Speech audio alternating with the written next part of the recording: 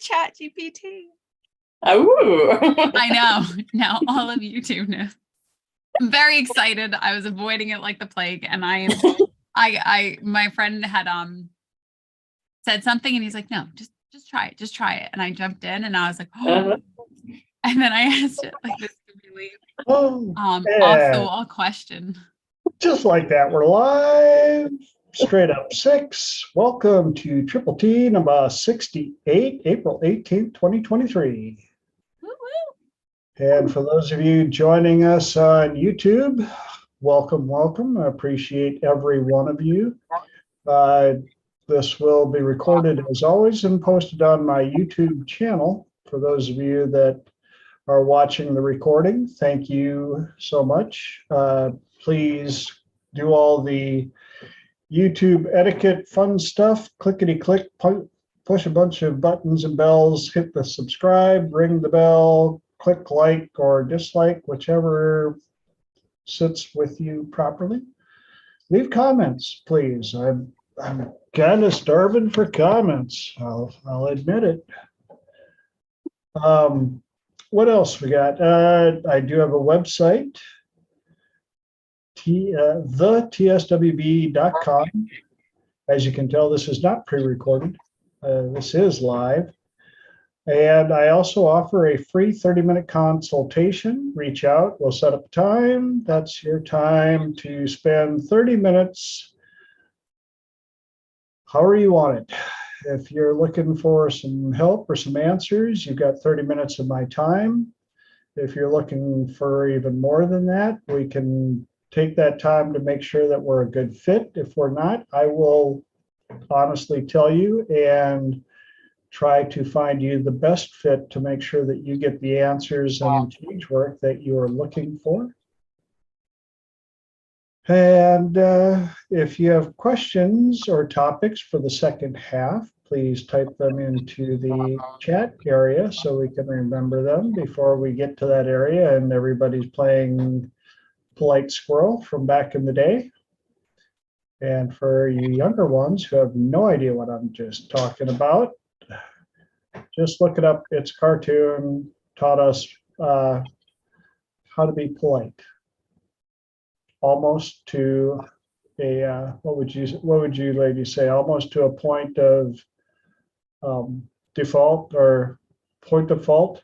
After you. No, after you. No, really, after you. No, I insist after you. No, I truly insist so after cute, you. Though. Everybody loves Chippendale. Until you're waiting for somebody to go first. It's kind of like when 4 cars pull up to a crossing and then everybody's doing the after you, no, after you, really after you, no, after you, right? And then you're like, okay, I'll go. And then all 4 take that little step forward and be like, I'm no, after you. And then I really, are you going to go now or am I going to go? I'm not sure. Please, you go first. I've just heard about that. So. All right. Anybody have anything they would like to share from the last 7 days? Please share away. So I was thinking about the future and being part of the co-creation of it and wanting to create certain things in my life. And as I was thinking about it, rather than worrying about it, I started to think about it differently, especially when you think of the analogy of a car driving at night and it's got 2 headlights and you can drive all the way across the country at night with 2 headlights. And I kept thinking, well, of course you can. The road will be there. So as you're wanting to create in this moment, as you're feeling good, the road will be there and to keep going because eventually you will get to where you want to go. The road will be there. It made sense to me. I hope it makes sense to others. Absolutely. And the cool thing is enough people have traveled around and the universe is vast and has enough resources that even if part of the road is under construction, there's a way to get around it and back on track. Always at least 3 solutions to every event, situation, or problem that may occur. And I love when people are new to Planet TJ and they want to question me on that. Well, what if there isn't three? I'm like, no, there's always three. Because sadly, one of the three, not sadly, it is there. One of the three is quit. Sometimes that is a solution.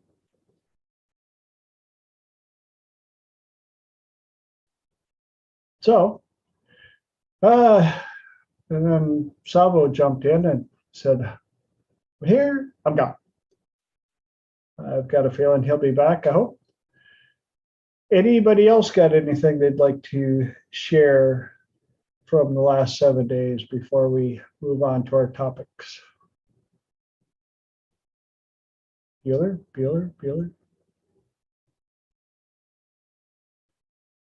But also, I had somebody that, another viewer that watched the recording and admitted it took them a while to understand that the recording only shows the people who have their camera on. And so there were a couple of, like, I think we were interacting with Elijah and they couldn't see the icon. All they was like, we're just talking to, somebody, Just a voice. talking to a ghost.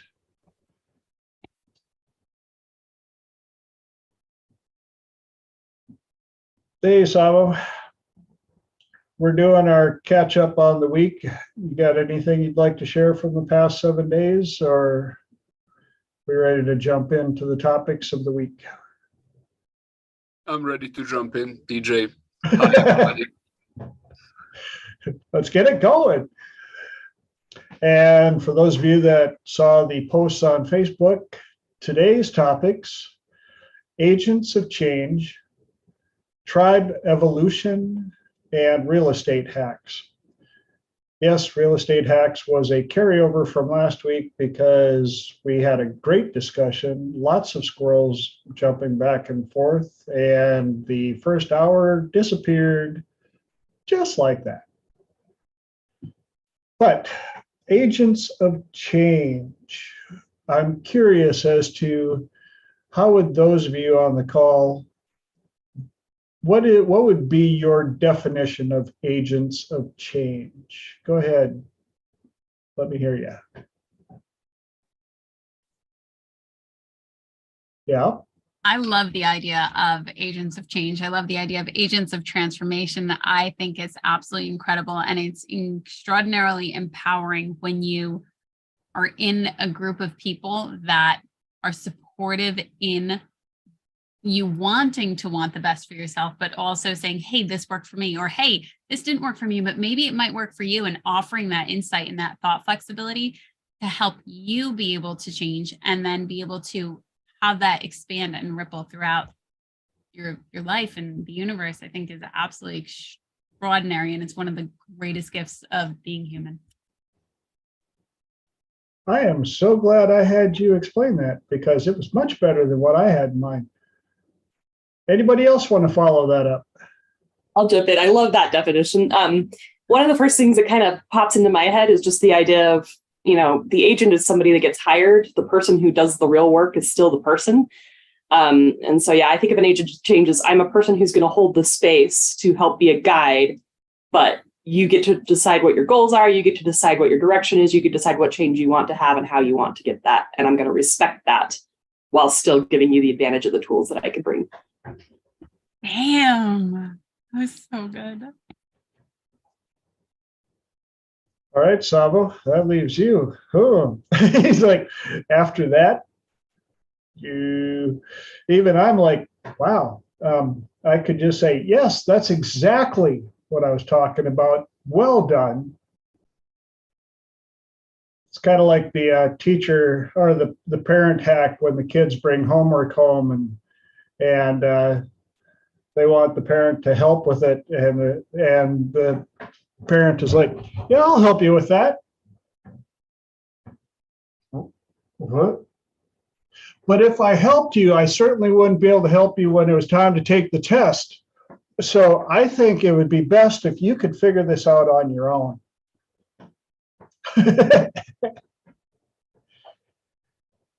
I came up, this topic popped up because I just completed another 3-day class with Dr. David Snyder for Chinese facial reading. And if you guys are on the, or if you guys are on the call or watching the recording, if you have no idea what I'm talking about when I say Chinese facial reading, look into it, do it, study it.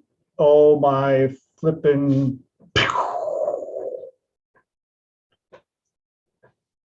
We were blessed, and I will say blessed anytime anybody asks me, to have been able to learn from Lillian Pearl Bridges, who sadly passed away a couple of years ago, and the world lost an amazing teacher and promoter of the arts. Thank God she has enough people that she has trained, that she's shared the information with, some books that she's written. Definitely worth getting the book. And if you can find any of the classes, take them, if for no other reason than to understand yourself a little better and find a very easy hack into understanding those around you. Now, she had been courted by all of the, we're just going to call them 3-letter organizations. They wanted her to teach them this technology. And she stated that any technology, any type of information, obviously can be used for good or bad. And she knew that this was just another one that if used improperly can be used effectively improperly. And this topic's not about face reading as much as it is learning, going out and learning as many different ways to help yourself, those around you, and as a result, making the world a better place. I think that agents of change, as you've heard in the 2 amazing definitions given by Lenora and Holly, really kind of opened the door, ironically, just a crack.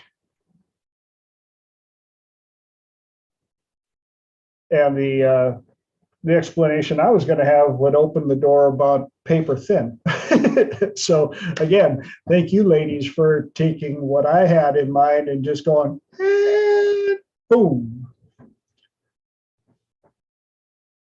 There are so many ways to be agents of change. I think it is almost limitless. When you start thinking about even down to the smallest things of a smile when you meet somebody on the street, random acts of kindness of, that's right in that alley. Random compliments. Somebody sent me a video today that is one of those heartwarming, choke you up, bring a tear, all the above, about something that I bring up with my clients about manifesting abundance, especially in the realm of finances. We've been, so many of us that didn't grow up with ultra wealthy families, heard all of these limiting beliefs of, what do you think? Money grows on trees and and you know, just the greedy need that stuff like that, blah, blah, blah, blah. And when I remind them that there is so much wealth and abundance and money on the planet, that drug dealers actually have houses with rooms full of $100 bills. Houses they're not living in, it's just a storage place with rooms full of $100 bills and stuff. So as an agent of change, doing good in the world, why shouldn't we be allowed to have that? And that video was so cool about this guy walks up to a guy that's sitting on a bench, and you don't have to, you know, even Ray Charles can see that this guy is not in the best of place. He's not there because that's where he wants to be, freezing his butt off. And the guy walks up and says, you know, how you doing? The guy's like, actually, not good. I'm homeless, I'm hungry, I'm thirsty, you know, it's hot as heck out here. And the guy goes, well, is there anything I could do to help you? And he goes, could you buy me a bottle of water? The guy goes, actually, I can do better. Close your eyes and put your hands out. And the guy's like, what? Let's just close your eyes, put your hands out. And the guy puts his hands out, and the guy puts an envelope in his hands and turns around and beats it, runs. And the guy's like, what's it? And he opens it up, and it's full of cash and a little note, you know, just like, sometimes you deserve it. We all deserve a break. We've all been through something. And the guy goes into celebration mode. It is so cool to see. And if that's just one of the things that you can do as an agent of change, by going out and manifesting enough wealth to where you can walk up to a random person and change their life at that level, wouldn't that just be worth it right there? The other one I like to use is, you know, if you find out that the single mom down the street, her only car pukes. I mean, it's gone. And if you have enough resources to where, and I'm not talking a brand new Cadillac, but if you could have a dependable vehicle just dropped off anonymously, because you have that ability to be that level of an agent of change, would that not be worth working a little extra to have those types of abilities? And yet, a lot of people struggle to find a reason why they should manifest that type of income. And yes, a lot of what I'm talking about is income-based right now. But I've heard people say money isn't everything, but it is kind of like oxygen. When you run out, you sure want it.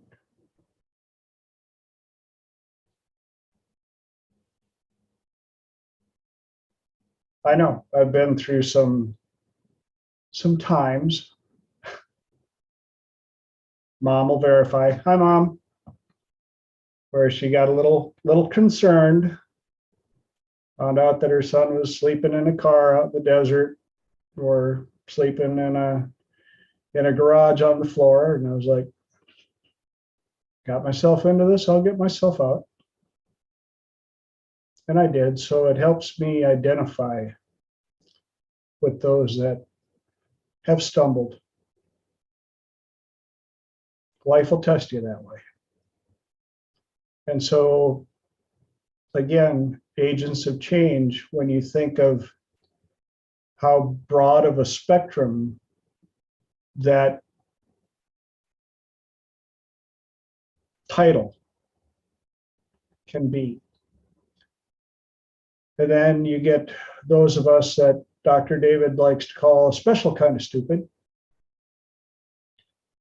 who are willing to meet people in their darkest places and help them fight the demons and see through the darkness and understand it doesn't have to be that way.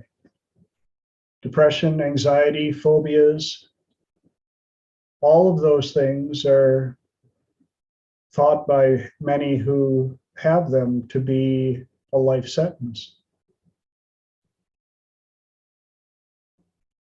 Or they get told that, the solution's in a bottle or a pill or something else.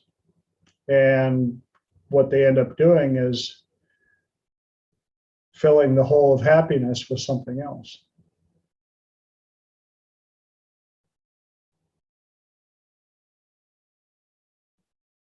And we're the ones that get to go in and rescue some of them. I wish we could rescue them all.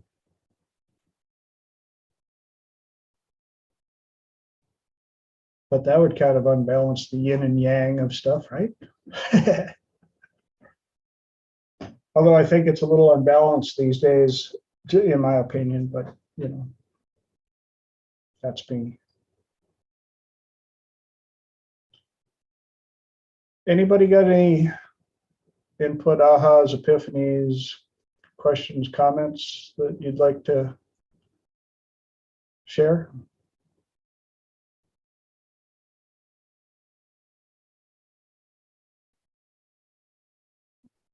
Please. So I think the rewards are so big when you actually share with someone. Me and my friend Peter, he used to build houses for homeless people, and it's just so rewarding. It's also something I've noticed might seem very obvious to you guys,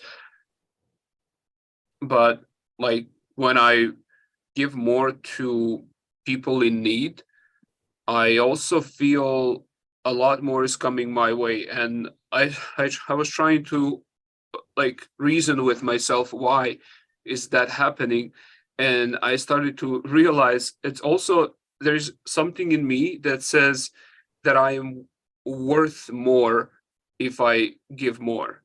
And so then I really don't have a problem charging more for sessions, for business, and just feeling so okay with just there's no guilt of any kind, healthy or unhealthy. It kind of goes away because I feel like I'm doing things on purpose and I'm being on the right path. And then also when I forget about those things, then I start to think about myself more, and then I worry myself too much about my own problems, and then that's all I see. So I think Aristotle said that you find happiness when you lose yourself in service of others. Yep, great quote. I used to suffer from the disease of, well, I wouldn't pay that much for that service. And finally, somebody turned it around and said, probably because you haven't earned enough to be able to pay it if you wanted to. One of the most profound definitions of business ever given to me was my buddy Chuck out in California, whose father explained business to him simply this way. You find a product that people want, you buy it for $1, and you turn around and you sell it for $2. That's business. Because they didn't have the ability to find it on their own. Whether that product is a skill that you learned, a book that you found, a purse that they want, because in doing so, when you charge them $2, you now get to turn around and pay somebody else for something that you need that you can't find or do, that they found for $1 and will charge you $2. Ah, yes, capitalism at its finest. But it also helps the hungry and the manifestors. And notice how I said both. Sometimes being hungry isn't enough. I learned that in San Diego with the amount of the homeless people there. Didn't take me long to ask them what kind of work are they looking for, to realize that they were doing the work they were looking for. They didn't want anything other than standing on the corner with, and I had people argue with me. I said, good, go down to that corner and ask them yourselves. Ask them what kind of work they do. And it'll only be a small population of them that will actually follow up and try to get a job. In fact, a lot of them, I always had a cooler with food,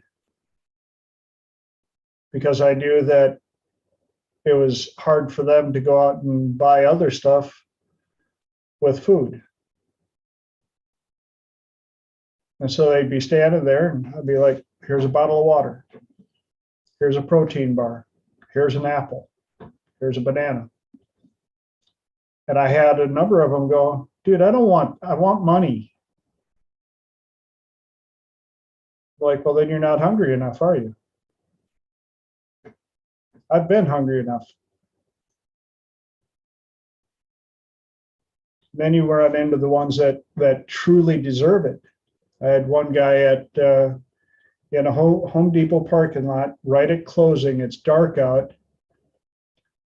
And he came up and he asked if he could wash my windows. And I'm like, dude, the truck's clean. He goes, I need to eat something. Can I wash your windows? And I said, well, what do you need? He goes, I don't need a handout. I need something to do so that I can feel good enough about eating. I said, okay, wash my windows. I said, I don't have any cash, but I've got, I just went grocery shopping. I said, I've got a couple of cans of pineapple, pull off tabs.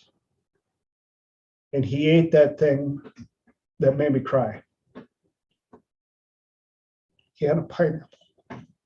Holy balls. I went, yep, been there. So I gave him my card and said, if you need, get a hold of me and I'll figure out some place where we can get you some work.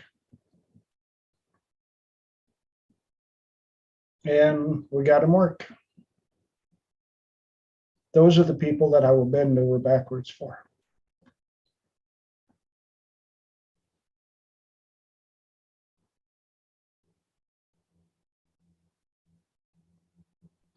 And you all can do it. They're everywhere, unfortunately. Ironically, that's why the last part is real estate hacks, because my neighbor has been trying to sell his house for about 6 months. He listed it about 6 months too late. And so I've been going over there, opening it up and getting it ready for showing because I can. And I've also been the one doing the showing because, no offense to all you real estate agents out there, y'all need to pick up your game, especially around here in Texas. Oh my, I have yet to find, I'm sorry, but I have yet to find one real estate agent that I was impressed with. So, any of you experienced real estate agents out there looking to a place to move? If I don't decide to become a real estate agent soon, got a good market here and nobody I've been impressed with. Just say it. That took us all 30 minutes, and I know we got a little vapored there a couple of times, but yes, Lenora.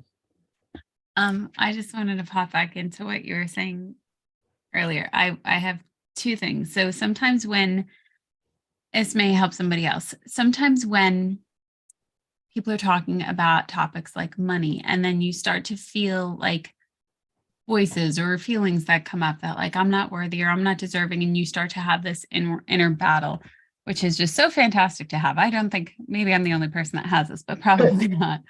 And what I started to do, and I noticed this when I was making a track for myself, I was making some audios for myself, and there were things that part of me really resonated with. And then there's another part going as if arguing with me. And what I started to say was just lean into it. Just open your heart, open your mind, see what else might be there. See what else you might be able to learn. What else might there be about this? And to move beyond this one feeling or this one thought and to come up with other perspectives of how I could look at this. And I really liked the one that you just said, TJ, about when you buy it for $1 and you sell it for $2. And I actually heard it differently as I'm quite literally writing it. And I know you've mentioned it before, and I'm like, think about it differently. Try to open your heart, open your mind. What else might there be? And leaning into that. So when those feelings come up, to rather than beat it down and say you're dismissing and dismiss it, but just to offer it a different perspective, or say, how else, what can we learn here? What else can we learn? And you had also mentioned about helping people, and the phrase of the special kind of stupid.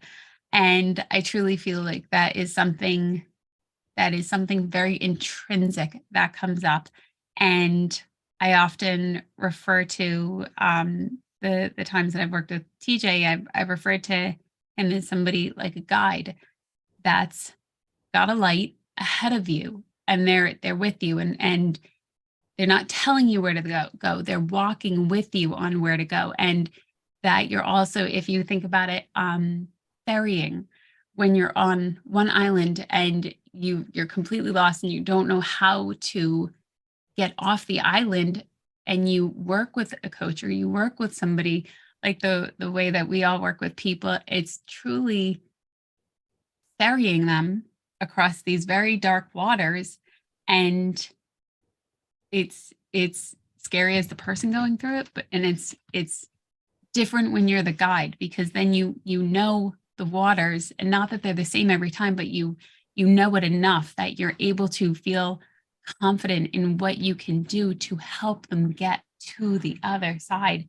And it's, as agents of change, it's incredibly humbling and moving and profoundly life altering.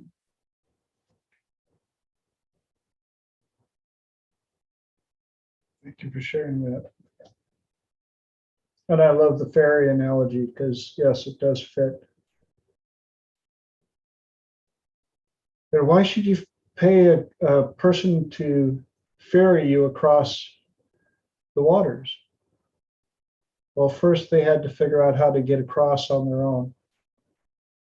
And then they had to figure out how to build up enough to get the supplies, the chain, the ferry itself, all the above, the equipment. And they have to maintain it, and they have to know how to operate it and when it's safe and when it's not safe. And even when the fog is so thick that you can't see here, they trust in the equipment, the process, and the journey enough to carry you when you're scared at levels that, yeah. I am so glad that that was on recording. I'm so glad you brought it up. Yes. Oh God.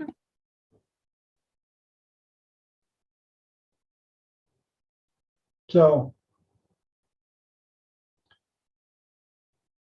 here we are as agents of change. So glad to have you guys in my tribe. Honored, all the above. Which brings us, unless anybody else has anything else they want to share, because the next topic is tribe evolution.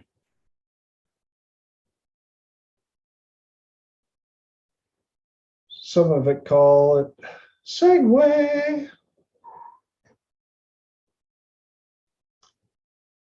And I, for one, have gone through a vast number of tribe evolutions. A lot of it brought about by travel, a lot of it brought about by associations and professions. And one of the harder things that I had to learn was that not everybody is brought into our lives to be permanently in our lives. I have had a few of them that have come in and out for a very short time, but they left their impact. In fact, some of them have, just like the gentleman in the Home Depot parking lot. I literally only physically was in his presence for about an hour and a half.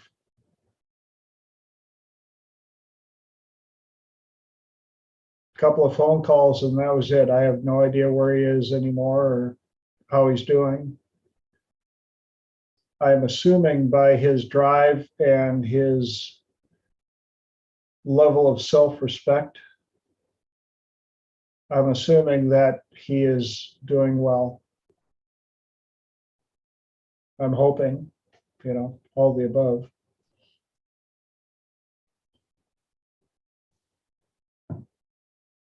But I look forward to the day that one day he calls you up.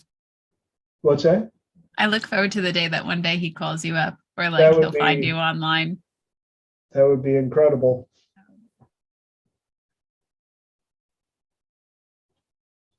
And yet you have other ones that, classmates, family members even, that you have to realize that, again, no matter how long you've known people,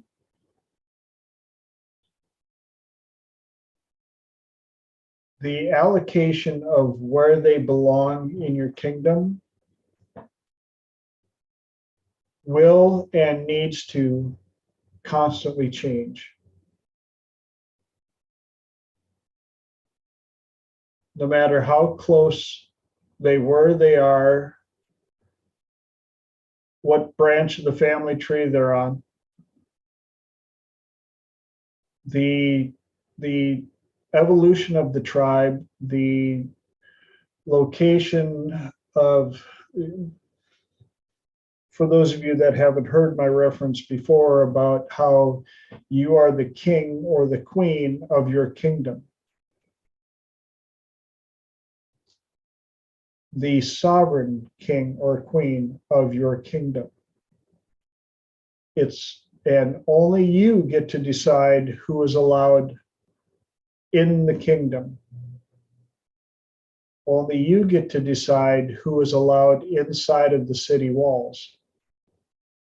Only you get to decide who is allowed to enter the castle. Only you get to decide who is allowed to sit at the big table.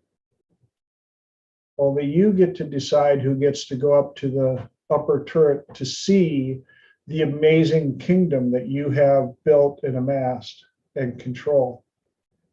And you are the only one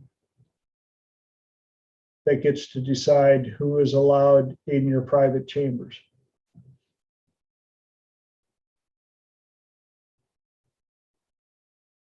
And people may come and go. And again, doesn't matter how long you've known them, how you know them, close relatives, direct family, grew up in the same house, doesn't matter. Now, it doesn't mean that you have to banish them. You know, some people need to be banished from the kingdom. Seriously, like, don't ever come near my kingdom ever again.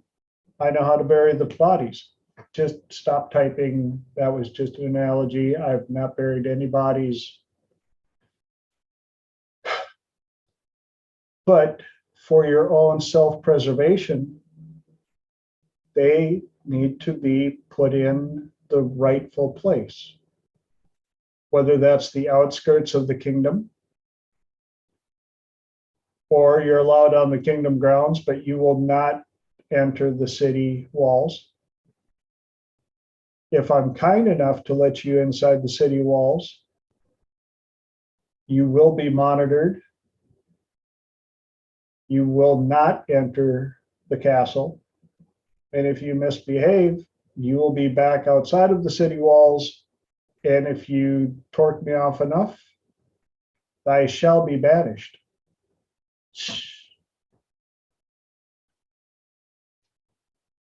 But I think part of what happens is we get so, there's a number of reasons I'm seeing where people have a hard time policing that concept. Well, I wouldn't want that done to me. Well, they didn't really mean it. Blah, blah, blah, blah, blah, blah, blah. And you find some thieves that like to sneak in the city walls, narcissists, gaslighters, all the above, and they somehow manage to get inside of the castle and damage a lot of stuff before they get out, before you kick them out, if you kick them out.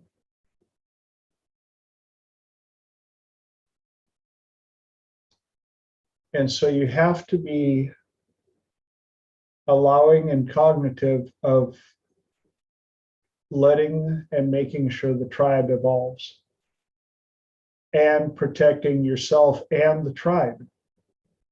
Because if they get into the castle, that means they're close enough to the other people that are allowed in the castle.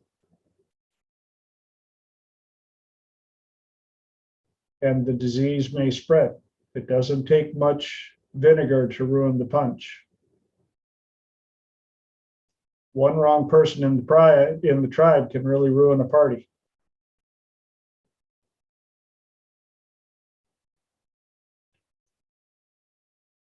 Yes, Lenore.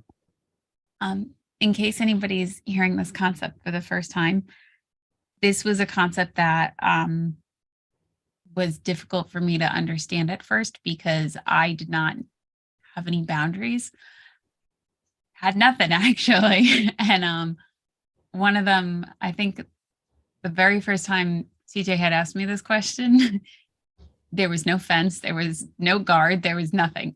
And it's one that builds up over time. And as you do, you will notice who steps out further and further. And it doesn't happen in an instant all the time. It definitely didn't happen in an instant for me. But I think Dr. David Snyder was the one who had said, that was the first time I heard the concept of always be testing. And I had no clue what that meant.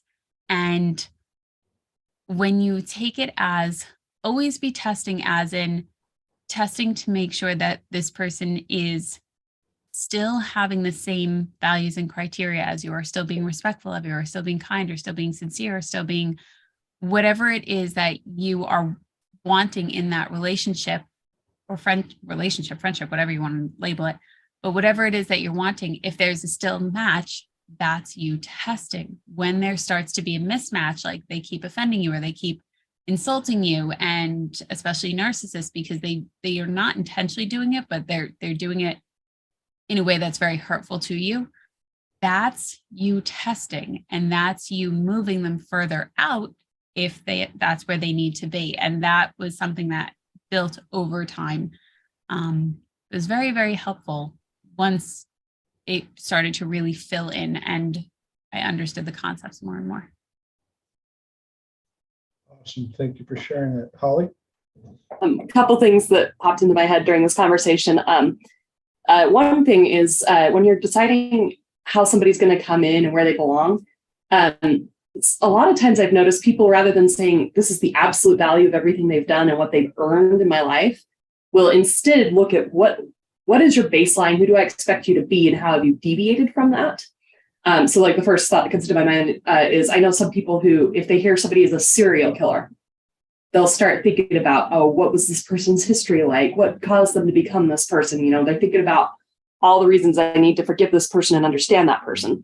And that very same person who's going to forgive the serial killer has somebody in their life that shows up 10 minutes late to an important meeting. And now it's, oh, you're the most horrible person in the world. You've always been responsible. I've always relied on you. I've trusted you. And you broke my trust by showing up 10 minutes late one time. So you're banished not only from the you're completely banished from the grounds, and I'm never going to even listen to you. I'm never going to hear your side of it. And I think that's just human nature, because I've just seen it so many times. And those are extreme examples. And then, of course, the other thing is, I think that the more desperate we are, the more willing we are to put somebody based on what we want them to be. Oh, I want you to be, if you apologize to me, I want you to be sincere about that. I'm not going to look for evidence that you've actually changed. I'm not going to look that you've earned that place, especially with a gaslighter. You know, you make me feel so good in the love bombing that I'm not going to worry about what you did when we're not in the love bombing phase. But I've noticed, at least in my experience, that if you build a healthy tribe and you have other friends you can turn to, you have people that you can trust, you're less likely to put up with that crap because you don't need to, because you're not so desperate and so lonely that you're willing to hope that they're what you want, because you have somebody in your life that already is what you want. Awesome. Thank you for sharing that. Now, you guys ready for this? As above, so below. The macrocosm versus the microcosm. Remember the conversation, the topic about naming your personalities? You need to apply this concept to your personalities as well. Not every one of them deserves to be on stage. Some of them don't even deserve to be in the theater house. They did their spiel. They had their moments of fame, and they're still trying to run out on the stage and hijack your show.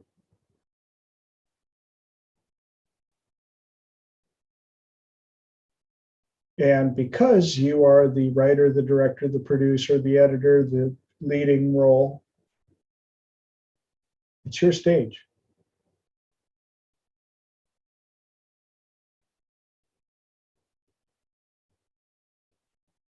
Any thoughts or comments or ahas, epiphanies on that little spin?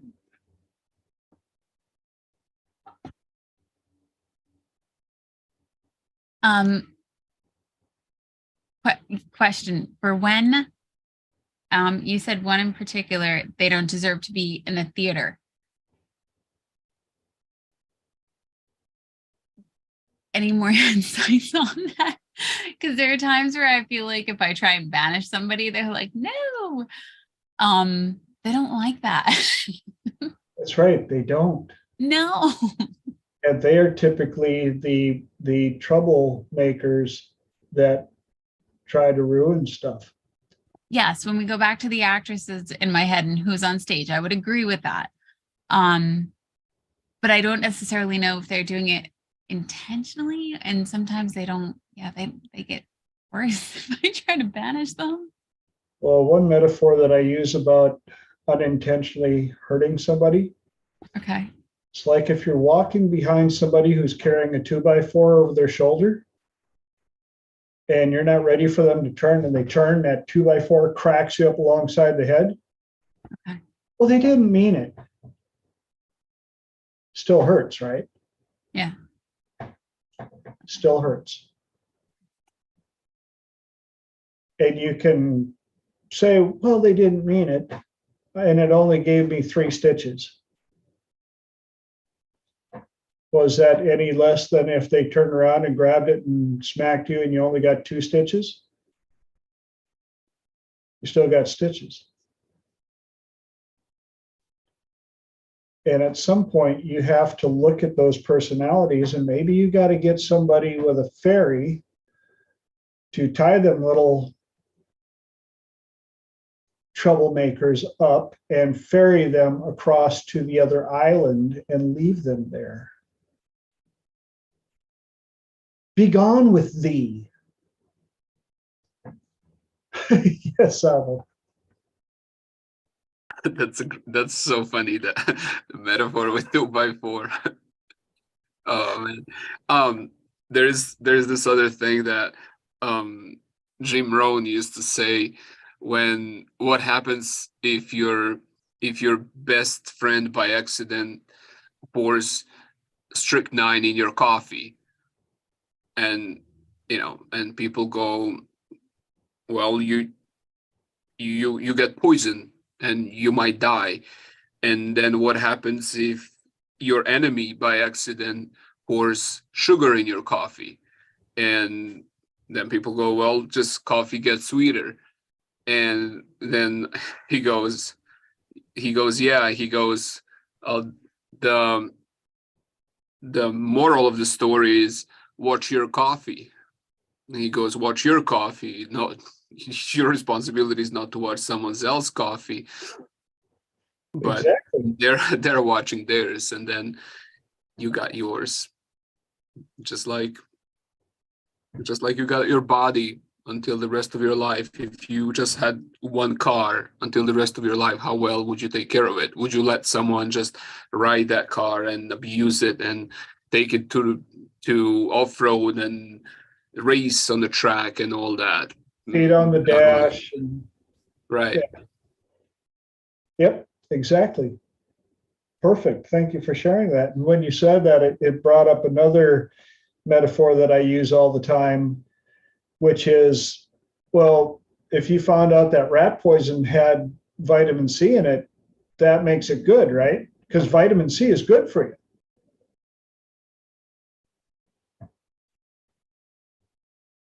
And just because you got a personality that has a little vitamin C in it doesn't mean you're going to let it stick around and play with the food.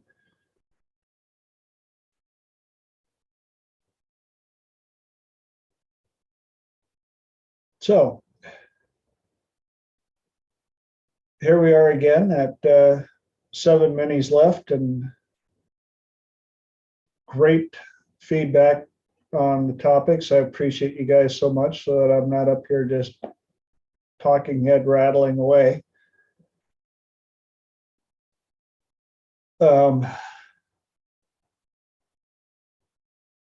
Holly shared something. Oh, definitely click on it. Huh? And definitely click on it. I'll It says it's great except for, and it's a gorgeous sundae with whipped cream and a cherry on top, and there is definitely a cockroach in the center of it. Well, that's just the added protein. Well done, Holly. That's for certain people that, really enjoy the wild. That is really a visual. And I will make sure that my wife does not see that picture, because she will probably, you can fill in the blank.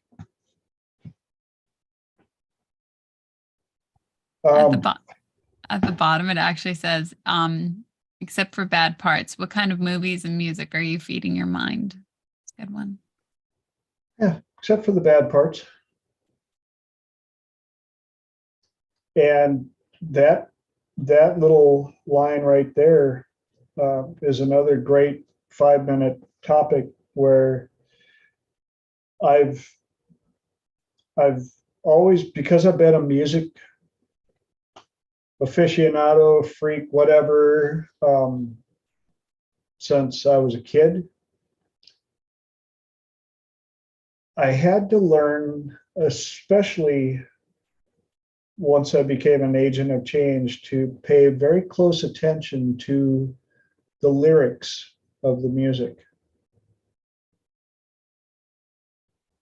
Because it's so easy to sing along and sing along and sing along and constantly run these things through your head. And yet, if somebody were to read them out and say them to you straight out, or say them to somebody you love, you would be like, "What'd you say?" Or there are certain lyrics that you find that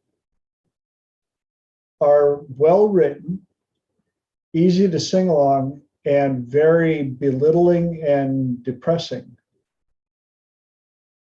There are a couple of bands. In fact, there's one band that the lead singer and I have a very similar vocal range, and I can sing along with their music big time. But unfortunately, a lot of the lyrics are about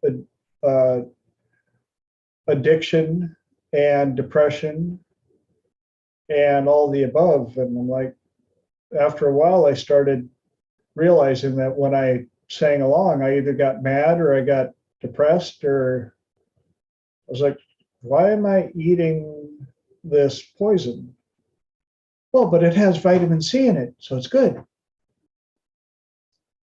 And we poured sugar over the top of it, so it's even gooder. Then we put it on some smoked brisket. Hey, but it's still strychnine. Sure. Well, that blows. And that brings us all the way up to 2 minutes before the top of the hour. For those of you that tuned in looking for real estate hacks, we'll eventually get to it, if I don't become a real estate agent first. Although I do have, and shameless plug here, I have a class that I've put together for real estate agents.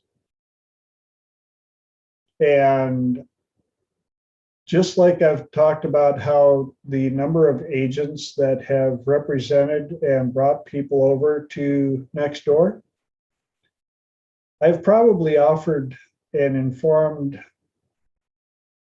10 of them about my class.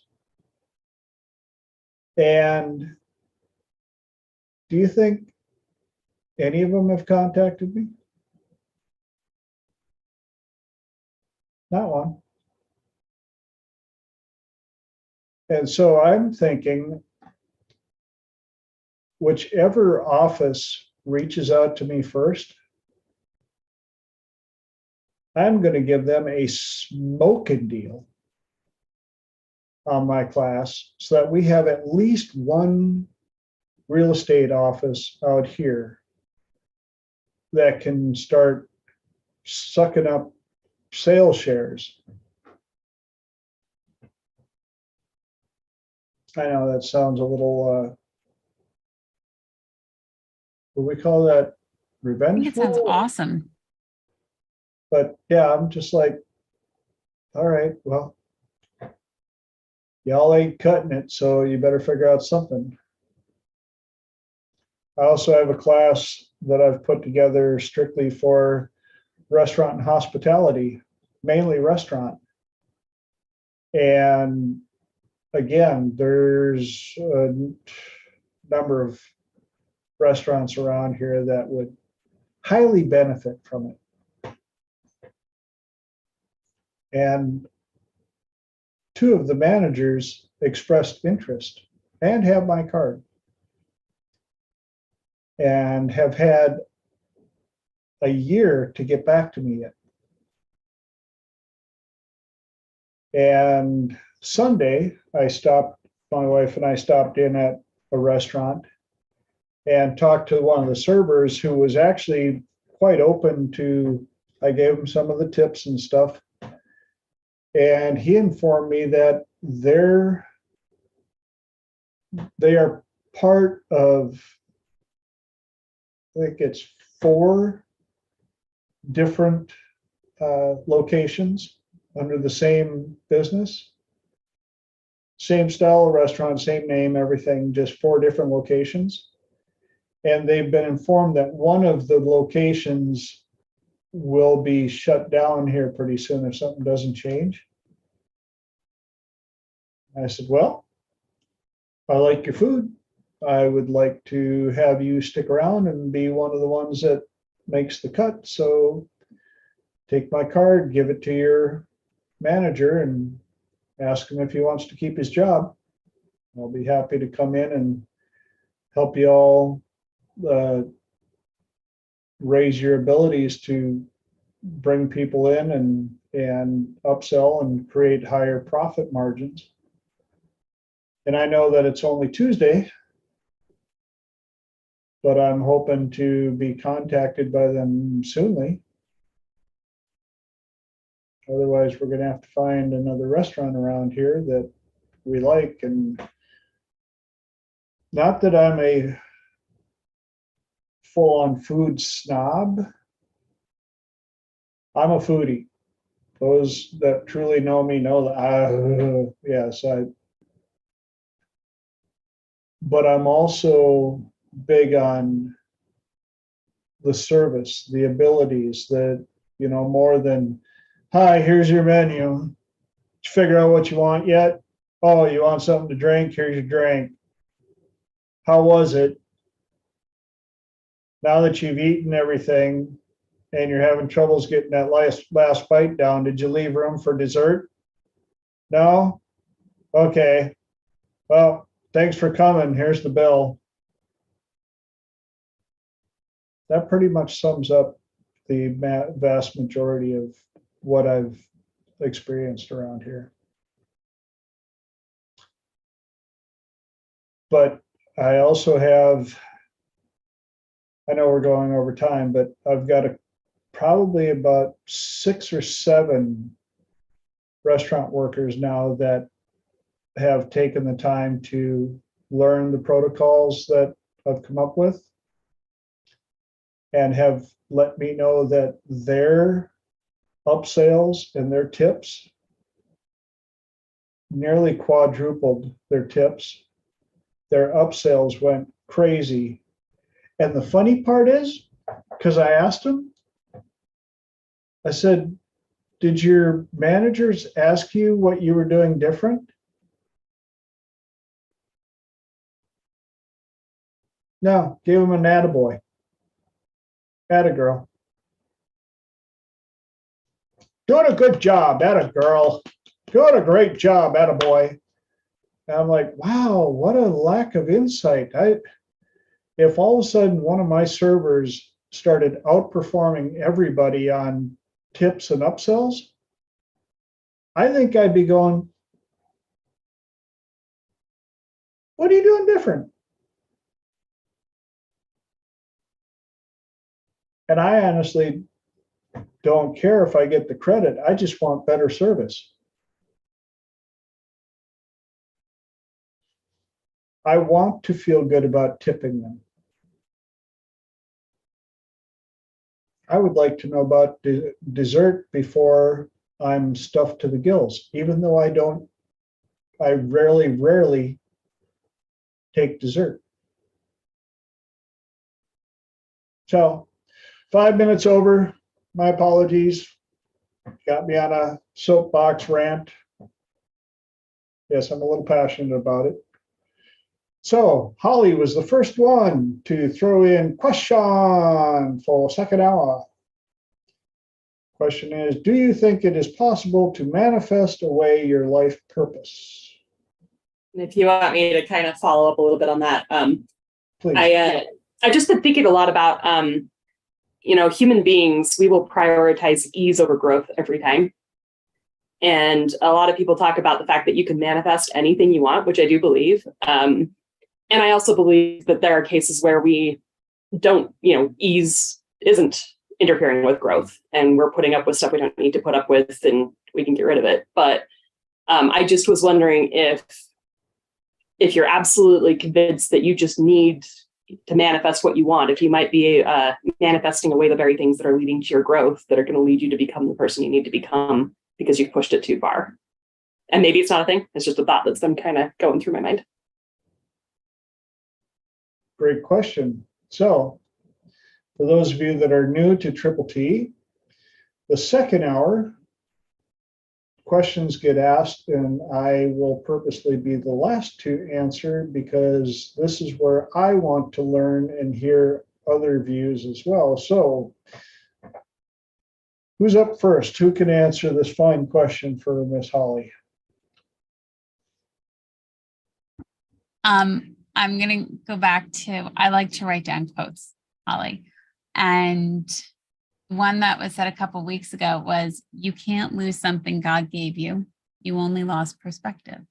So for me, I don't particularly think that you can manifest away something that was meant for you. I think it's a lot like the yellow brick road. It's there. You're off in the woods. Come back on over. Or if you listen to anything by Abraham Hicks, they'll say you're over in the woods, but come back over to your aligned path, and things absolutely that you create in your life and that you're focused on because they're important to you, like safety and housing and food. Absolutely, it's important to you.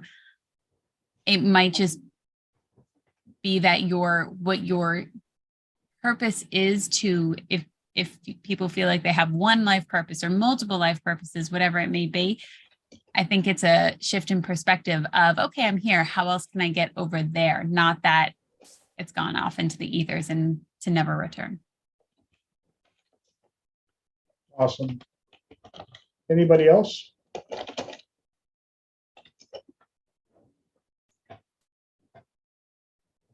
Bueller? Or is it my turn already?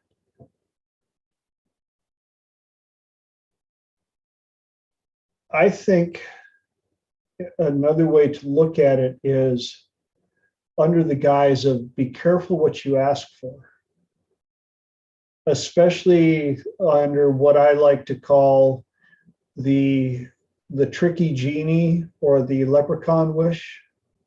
Is anybody familiar with those? Anybody who's heard the tales of the leprechaun? The leprechaun, if you catch him with the pot of gold, will offer you a wish and will do everything he can to make sure that your wish is granted in the worst possible way.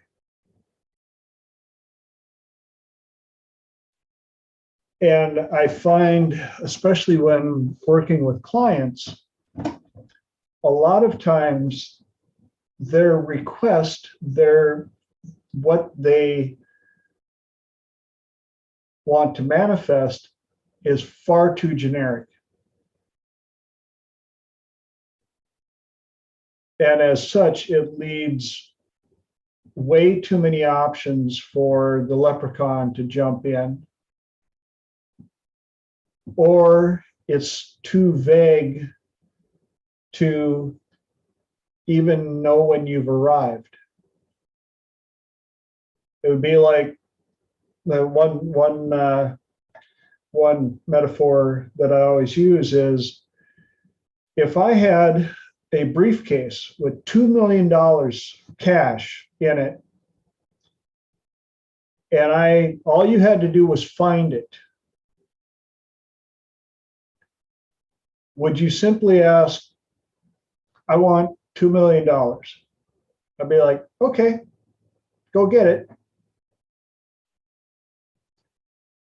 Whenever you're ready.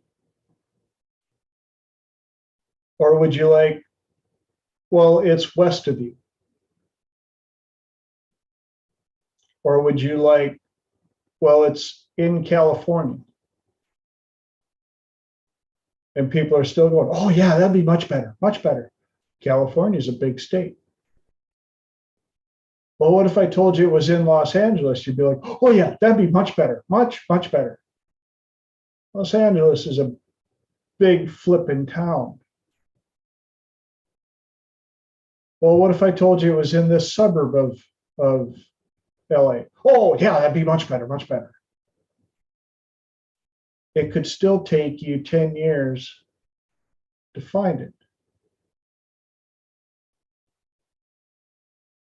What if I told you the exact address, what color the building was, what floor it was on, what room it was in, and what shelf it was on in the room that it was in? Would that be a little better? So when you ask, is it possible to manifest away things, I think you would have to make that a specific request. But it's possible to manifest at such a low level that it makes it really hard for the universe to know what to give you.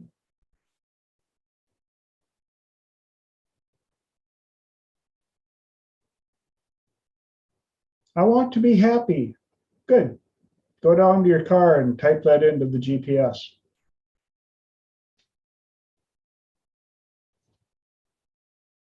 Does that help? Both of those answers were great. Thank you. Gave me a lot to think about. Well, that took up 8 minutes. Anybody else want to add to that? Because I know that Holly said that it helped her, but we also have people out on YouTube that aren't able to add to this. So if you've got another angle or insight or question on this, please, that's why this is open mic, open forum. Or else I need another topic or a question. So either or. I want to pop back to Holly's question, especially when you're focused on, and I know you specifically mentioned about focusing on other things like I think safety and job and food and the things that are obviously super, super important. When I started, I would say, like, whether you want to call it a personal growth journey or your inward journey, whatever label you want to give it, I did not realize the amount of things I did not know and the amount of talking that goes on in my head. So if those are now safe and you're wanting something else, especially when TJ had said, if you punch in happy, and Hammy the squirrel from Over the Hedge came to my mind, and he was like, oh, this makes me happy. This makes me happy. He's like darting all over the yard, and so many things make him happy. So I think that's what squirrels are doing over there. But once these are safe, I think you can start to talk to yourself and say, okay, these are safe. They're not going anywhere. We're good. Let me look over here now. Let me focus on this. I know this is okay over here. Let me still look at this other component. And whether it's getting a coaching practice off the ground, or something else that you want to do. It's knowing that these are safe, these are stable, and you're consistent over here, doing this in other times of your day that are available. And I really am somebody who tries not to look as I have to do this for the rest of my life. I try to think of, this is okay. I'm here for now. Let me focus on this, and try to take it day by day, because there'll be times where you'll look at your purpose, or you'll look at things that you're inspired by, and you're going to be lit up.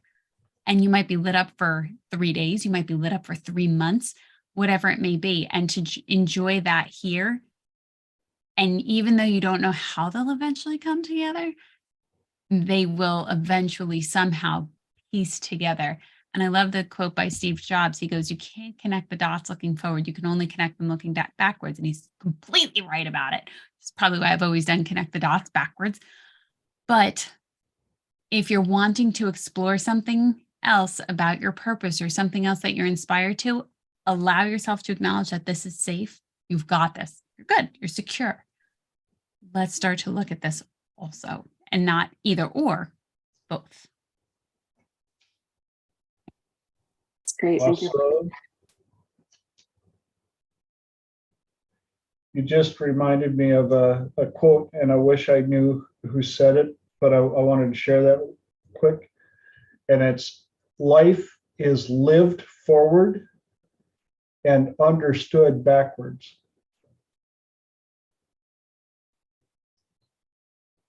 Life is lived forward, but understood backwards. Which makes it such a fun ride sometimes.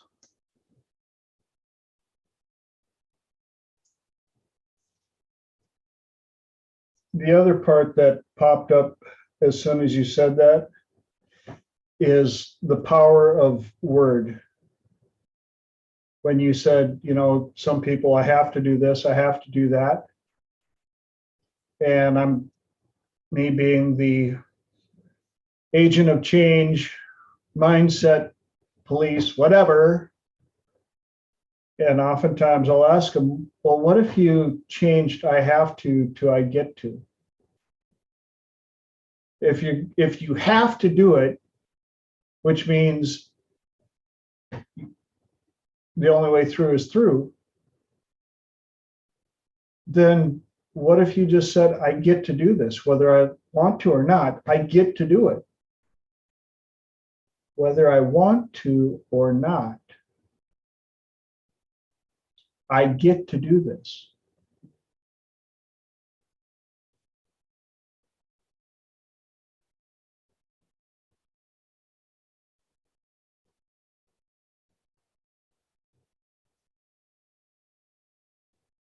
Any comments on that?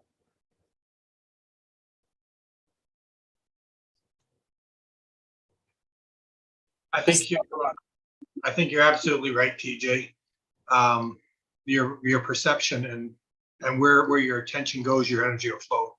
So if you're focused in on, well, I don't know what I want to do, I don't know what's happening, I don't know, this is no good, then of course that unintentionally, that's what you're going to manifest inside of that, because that's where all your focus is going. But if you create that strong enough why is it that you want to be a coach? Why is it you want to do whatever you want to do? Create that strong enough why, and it creates that pull instead of that push, and it'll draw you into that. And then you start putting your energy and your focus for that. You don't necessarily have to know why, but you need to know the why, but you don't necessarily have to know the how, and we're going to do that. It doesn't matter. The how will take care of itself. Once you focus, you got that strong enough why, you'll get that pull straight into it, eh? And because that's where your energy is all being focused, that's what you manifest. If you focus on all the negative and all the other stuff, guess what? You're going to focus unintentionally. Absolutely. One of my favorite stories from Wayne Dyer, obviously, you just got him and Jim Rohn. Their stories are so amazing anyway, but he tells a story about this little old 90-year-old lady in a home, pretty much blind, but every morning she would get up and she would make her bed pristine, and she was always dressed very well. Make sure that her hair was perfectly coiffed and everything well put together. And she had to be moved to another room. And so the nurse's assistant came down and to get her and to walk her to her new room. And the nurse's assistant was describing to her, oh, this room now it's on the east wing. And so the sun comes up in the morning and there's some trees out there. And the little old lady chimed in right away and said, it is absolutely perfect. I love it. It is amazing. And the nurse's assistant said, well, you haven't even been in the room yet. And she goes, I don't have to be. I get to decide if it's perfect or not. And the sooner that I decide that it's perfect, the easier it will be what it's supposed to be.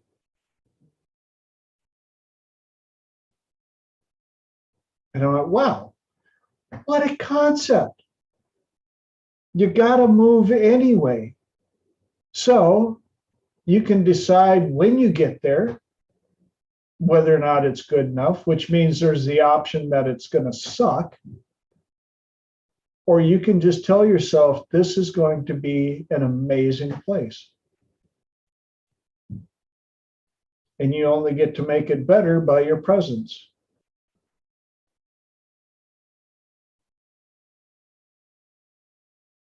And then leave it better than you found it. I've lived many, many places. Some of them were better than others. I know, I've got some pictures I could show you. But I also have some landlords that would take me back in a heartbeat because I treated every place with the respect that it deserved and beyond, and I made it better because I didn't want to live in a dump. I was willing to move into a dump because I could see what it was going to be quickly. And I had people, why are you working so hard? It's a rental. I went, it's my place today. And I've owned property that got taken away from me. So I thought it was mine. So from here on out, I don't care whose name is on the owner's manual or the owner's, who the bank thinks it belongs to. Today it's mine. And when I leave tomorrow, it will be better than I found it yesterday. And I try to do the same thing with people that entrust their time and resources with me. I just want to leave you better than I found you yesterday.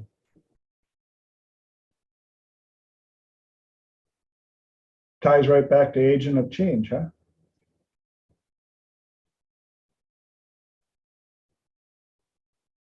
And speaking of agent of change, I know that Savo finds cars and hands them off to people better than the way he found them sometimes. Am I right or am I right? Both. I wanted to share something if I may. Yes, that's what this, please. Okay. So there's another story by Dr. Wayne Dyer that, oh man, it's been a while, years, but I'm going to try to remember.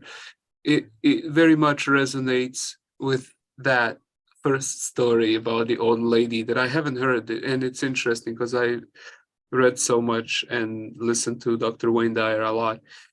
So he says there's this lady, she's moving, let's say, from Chicago to Los Angeles, and she asked, Dr. Wayne Dyer, what kind of people am I going to find there?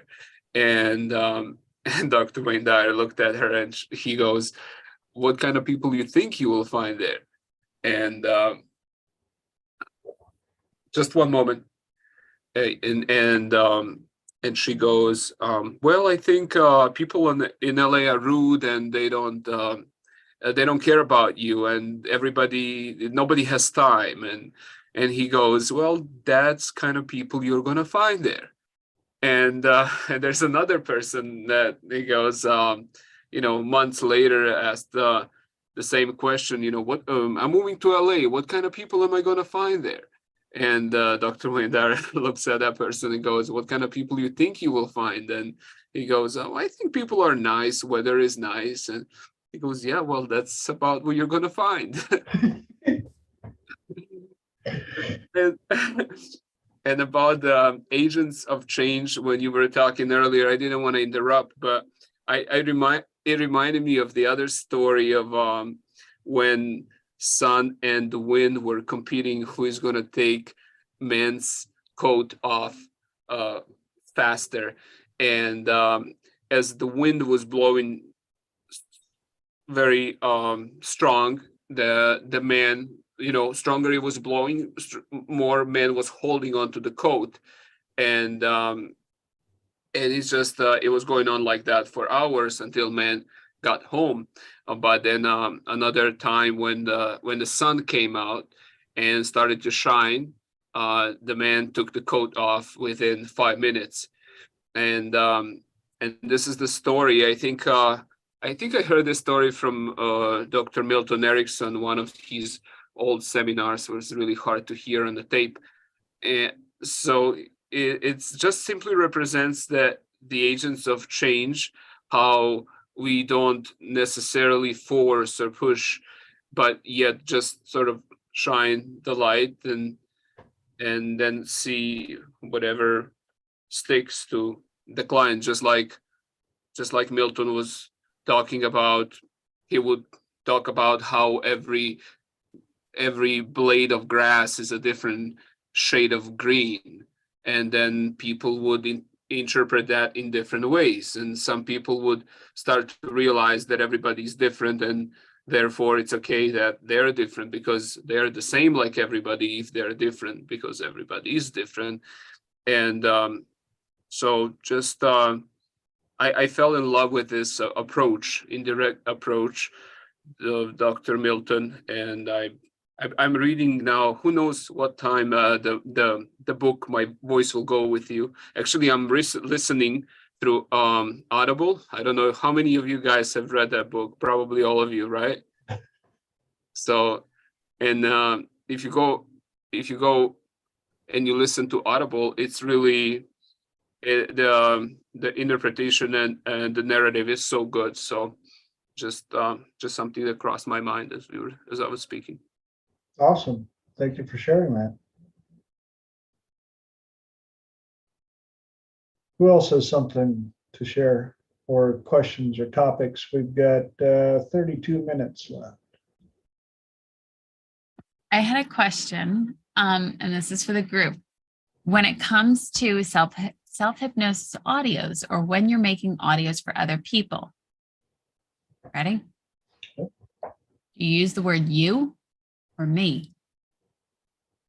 And I think there's a huge difference, because when you're recording it and you're saying you're doing this, it's so external and you're being told something versus me, this is happening to me. So when you make your audios, I tend to prefer me's or I's.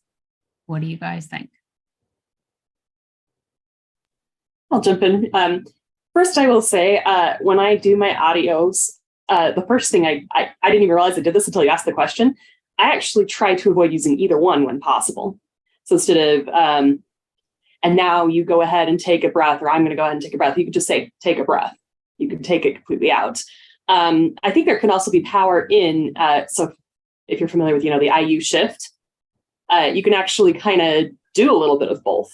And so maybe you can make it feel a little bit more natural, and you could say, and I will be doing this with you. And you could say, and the way I feel this right now. And maybe the way you feel it is the same. Maybe the way you feel it is different. So I think there, like you said, I think there can be power in both. But if you actually frame it in such a way that it feels natural and conversational rather than artificial of you're pretending to be me, why are you doing that? I think it can feel a lot better. Awesome. Anybody else?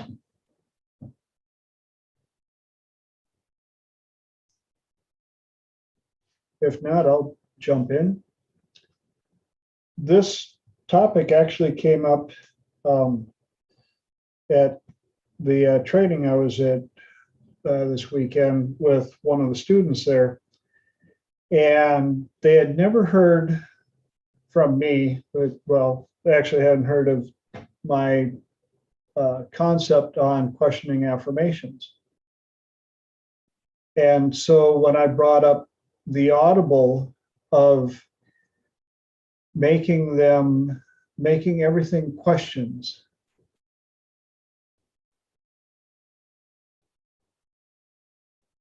in what ways will gratitude, or in what ways will opportunities of gratitude show up today? Whose life will be changed by my presence, whether I know it or not?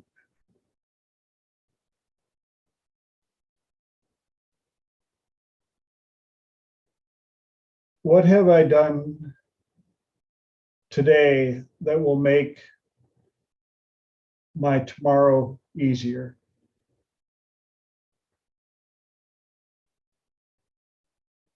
What lessons have I learned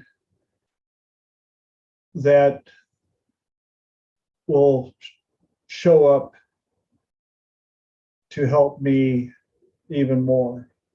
Things like that nature. And it was funny because the more we got talking, it's questioning affirmations is one of those things I've found that the more you do it, the easier they come. Especially if you start writing them out and you can craft them in such a way.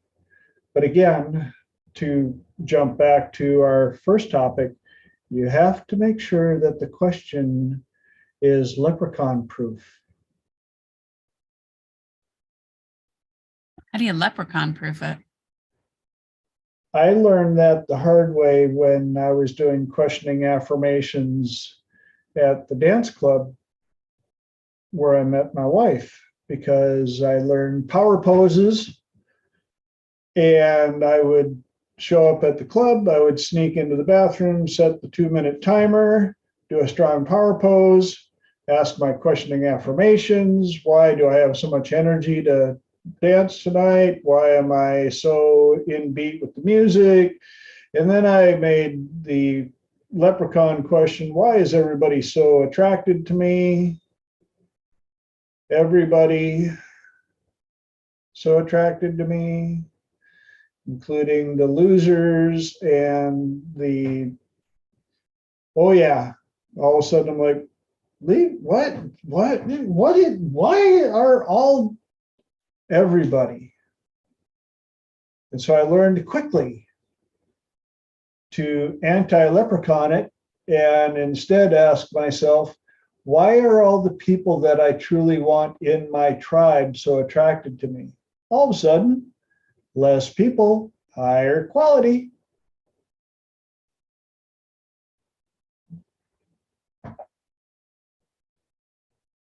And so it's when you put together an audio like that, you are now giving the subconscious its favorite thing. Questions and research. Oh, how can we make this happen? Usually when I teach people this protocol, I will often ask them if they know of or are doing affirmations. And it seems a lot of people that finally reach out to us because they can't find Witch Doctor in the yellow pages have been around and have learned something about affirmations. And so I will simply ask them, if there were, what might the 3 top affirmations sound like? And I leave it that generic. And if they almost always are I am statements. I am healthy. I am happy. I am rich. And I'll ask them, so what do those 3 have in common? And they're like, what? And I said, all 3 of them are statements.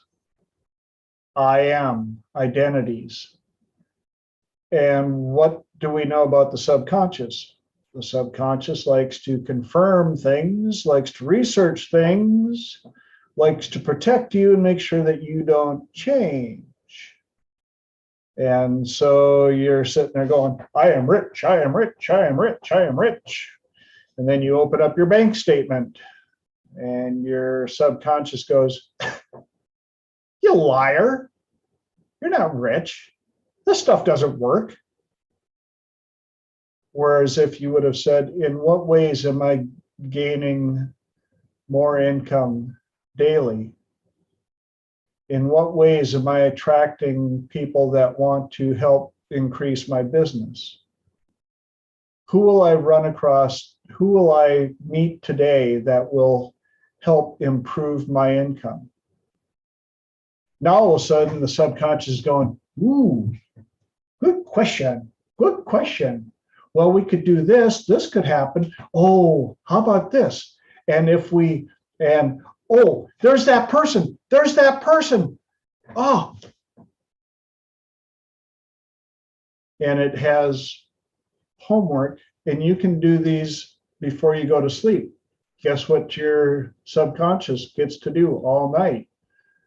Oh, how are we going to make the money? How are we going to help the peoples? How are we going to make the self healthy?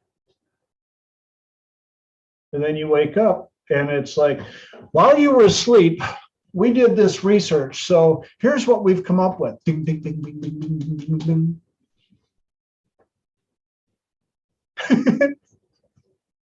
Yes, welcome to Planet TJ. Any inputs, ahas, epiphanies, comments on that little performance? Woo.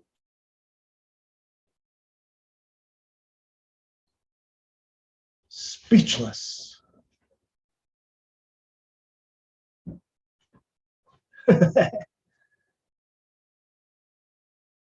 In what ways will I entertain the crowd to the point that they are speechless? Oh.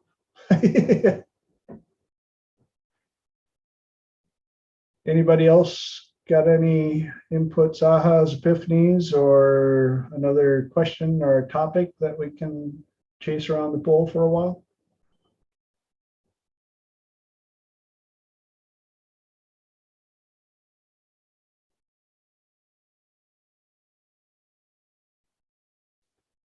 Y'all gonna make me go to my phone?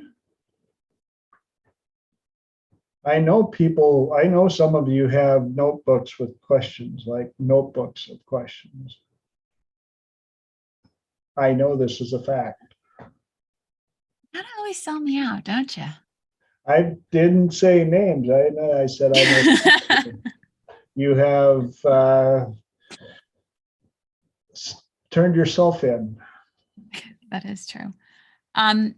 Any thoughts on how you start to structure a course? I decided that I'm going to create a course, and it's called With Compassion, and it's going to be slightly different, or definitely different from the other course that I created. But this one is very specifically about ending emotional eating. And so I've got all these ideas, but how to actually structure it in a way, or have what are some of the other ways that people have structured their courses, and what do you like the length of it to be? Open to thoughts and ideas about it. So any suggestions and guidance is greatly appreciated. I could jump in with the length thing. I'm sure there's, 10 to 25 hours is considered the best length for an online course, according to the research. And I could probably do more, but I'll let other people talk for a minute while I think. But I would say, tell us about the most important points for you in this topic. If you talk about them to us, you'll certainly have at least one lesson per topic. So you said the most important points to me about To you, this topic. yeah. Okay. If you talk to us about your most important points, you will be surprised what you hear. Okay. Awesome. So if you want to share.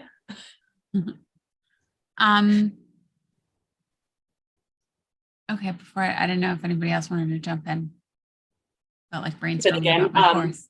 So just as far as you don't have to do it this way, but I have heard some people say that a great way to just get it done fast is to do a Zoom call, and you can either do it, maybe a little bit cheaper, or even if for free, if you're just depending on where, what kind of following you have, and just teach the course in a shortened version on that Zoom call, and then of course make sure you record it, and maybe even do it a couple times and see how you're different both times. That won't do all of it, but it will almost guarantee that you create some kind of even if you don't realize you're doing it, you're going to create some kind of an outline because you have to, because you're teaching it. And the questions will sometimes give you insight as well. That's really good. And that is you talking about it, and your important points will naturally come out in a Zoom call, and there you've got your materials. Damn. Great stuff. Truly. Listen to your own passion when you're talking about it. It's so funny because there are things that I didn't want to talk about for a really long time, and now I'm finding that I'm like going back over it, and I have a lot of thoughts, and one of them is, oh my God, I didn't realize how bad it was. Sabo.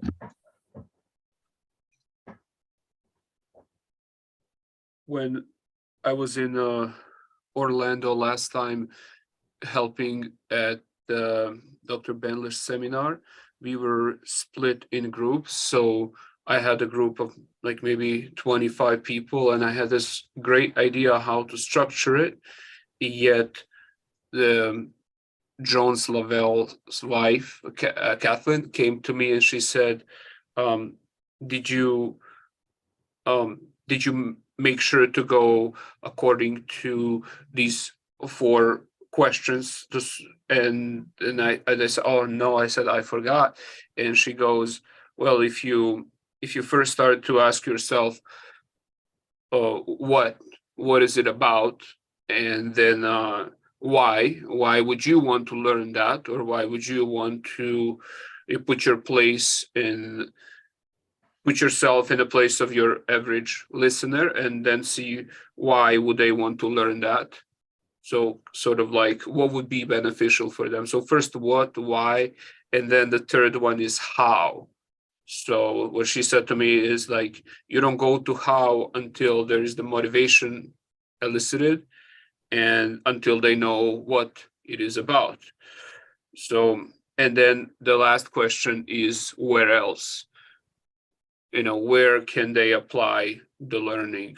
So that was something that was very beneficial for me in terms of structuring my speech, or just a lecture or webinar or live event.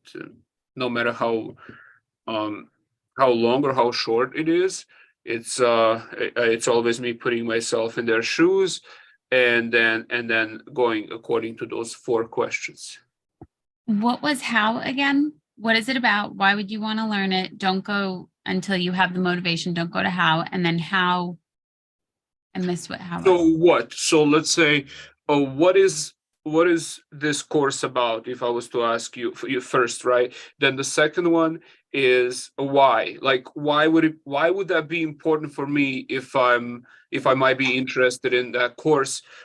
And then the third one is how. How is everything? How to do it? Like, how to make the change they want, or how to apply the techniques you offer them, and just what else can be, just where can they apply that? Because if they don't take it from that context where you teach them to their lives, they're not going to learn. But also, what else, the last question refers is to, like, or where else can they come to learn more? So that's the final step where you can also sell, not can, but I feel like if they had value, you sort of like have moral obligation to sell in the end. So you say, where else can they find more about you?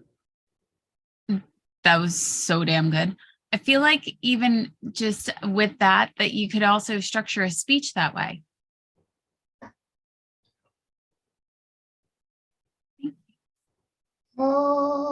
Literally. The other thing that you can do, because of what you're capable of now, is you can do 3-chair and be able to put yourself in all 3 positions and do your speech. Which 3 positions? So me as the 3. teacher, me as the student. If you remember when we went over 3-chair, so if you were to take the 2 facing each other, be both the speaker and the audience, and an outside observer.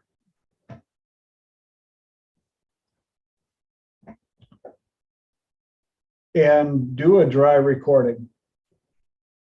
When you say outside observer, are you thinking quite literally, is this person conveying what they need to this person so that they understand it?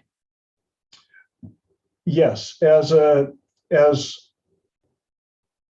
person who is not part of the crowd, somebody who would have the ability to ask the so what questions, which allows you to cut down the so what information. Are you familiar with what I'm talking about? And for those of you that are watching the recording, or the so what factor is when you're adding in information that you feel is important to you,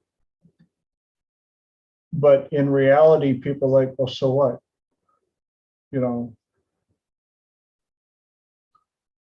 Well, this happened on a day when the sun was coming up just over the hills, and there were cows off in the distance mooing, but you're talking about making cookies. Well, it makes for a nice story, but so what?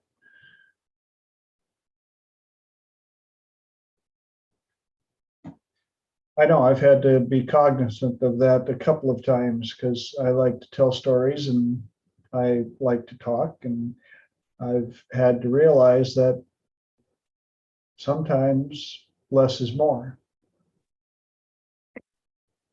There's a lot of material on the web, and I'll send you a copy of a particularly good one on how to do a TED Talk and how to write a TED Talk. And, that gives you some really get in with your punch early structure. So did you just send it to me? I will. I haven't yet. I've got to find it. I thought I heard it, my phone going off, and I thought you said I just sent it to you. I was like, oh, that was you.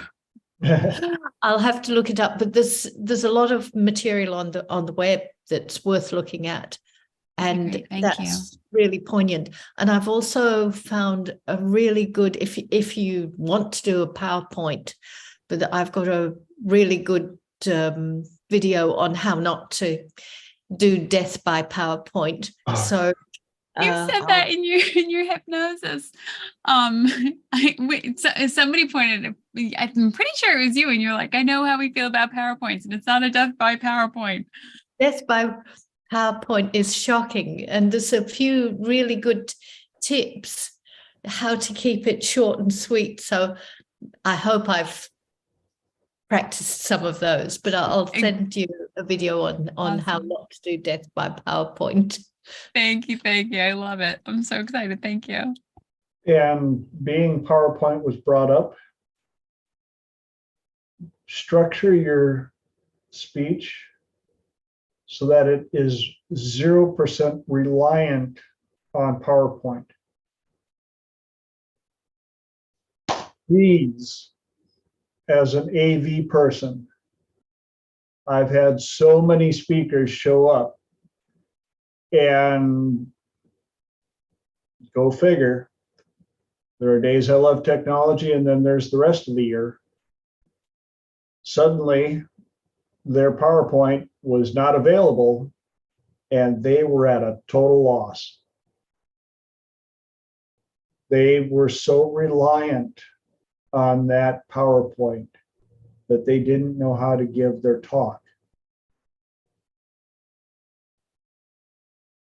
And then the other ones that I've seen that death by PowerPoint, the ones that forget that those of us in the crowd, unless we're, like 3rd grade and under, or if it's in another language, most of us can read, but they will read every single word on the PowerPoint for the whole PowerPoint.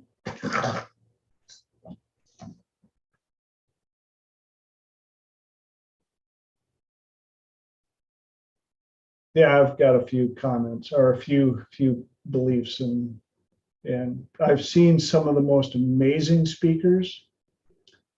I've seen some that I've had full compassion for, felt completely sorry for them. And then others that I just learned to hate. I'm just like, gotta go. Squirrel's having a bad, just got a call. My squirrel fell out of the tree. But thanks, gotta go.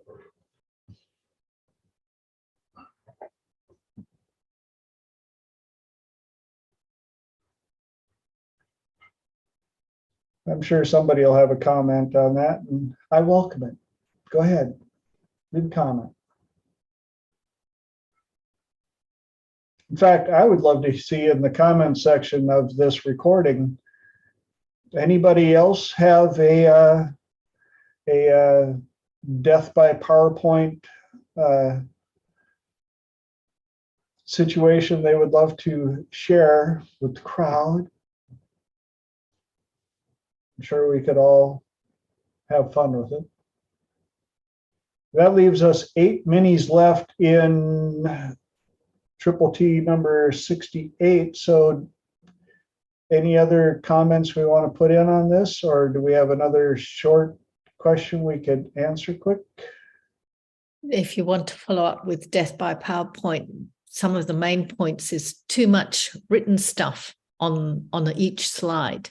Thank you, Linda. You don't want written stuff because people read it, and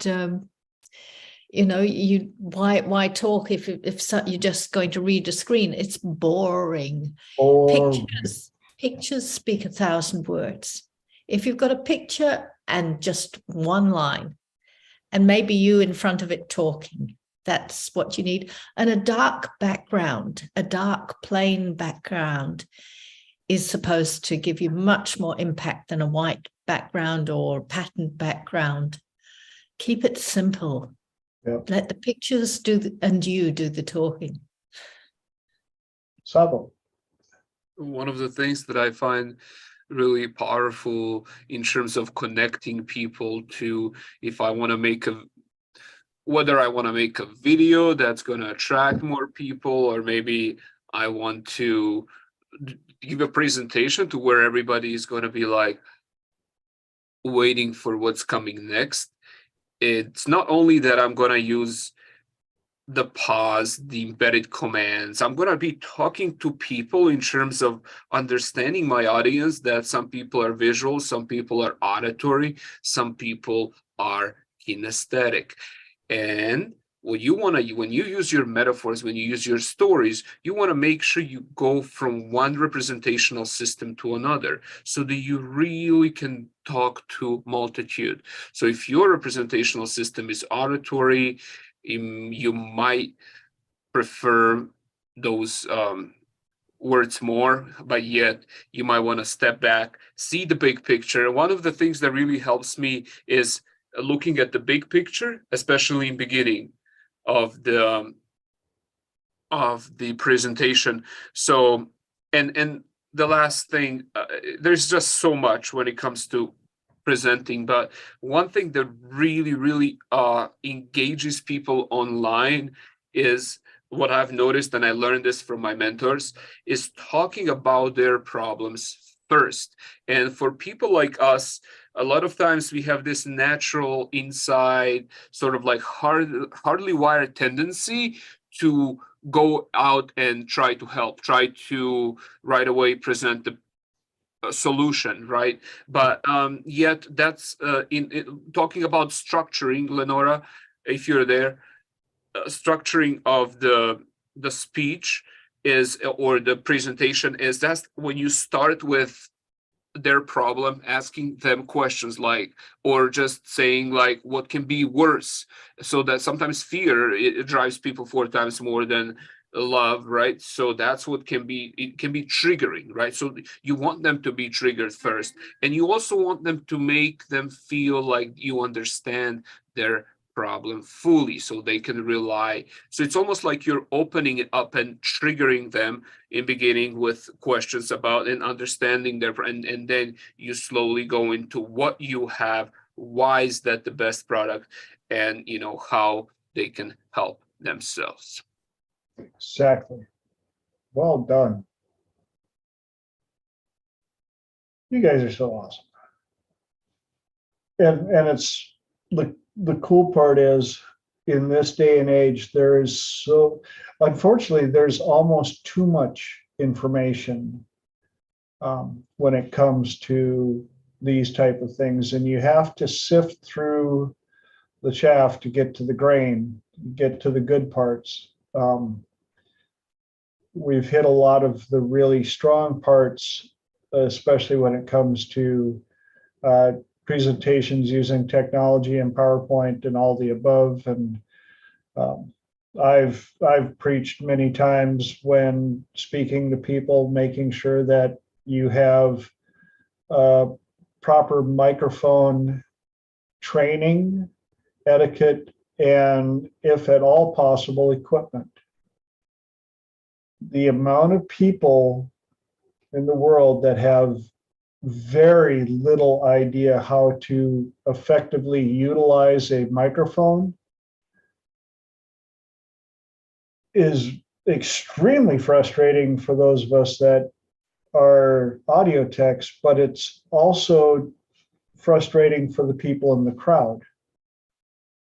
And that's an entirely different, I could go off on, I actually teach a class on microphone etiquette and different types of microphones and mixers and all that stuff. In fact, I've presented at Hypnothoughts Live in Las Vegas twice now on audio video information and proper choice for microphone and placement and utilization. So if you plan on being a public speaker, at the minimum, understand, take a class, reach out to me, whatever you can do to learn what the different microphones are, what their pluses and minuses are, how to use them to their best capabilities. Because when it comes down to it, the audio is the most important, hands down, all the time. Doesn't matter how beautiful your presentation is, how wonderfully animated you are on stage.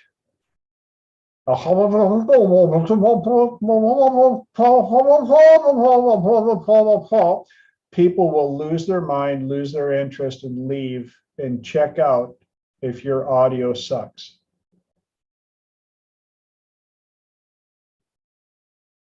And if you're recording it and you have great audio, you now have multiple products.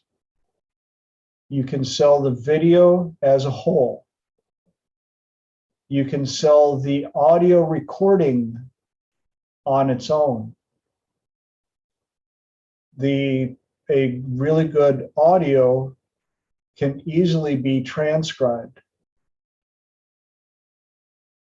And you have the ability to sell all three as a package. So that's 4 different products right there. But if your audio sucks, you got a bad recording, a bad video, and nobody wants to buy it. Another soapbox.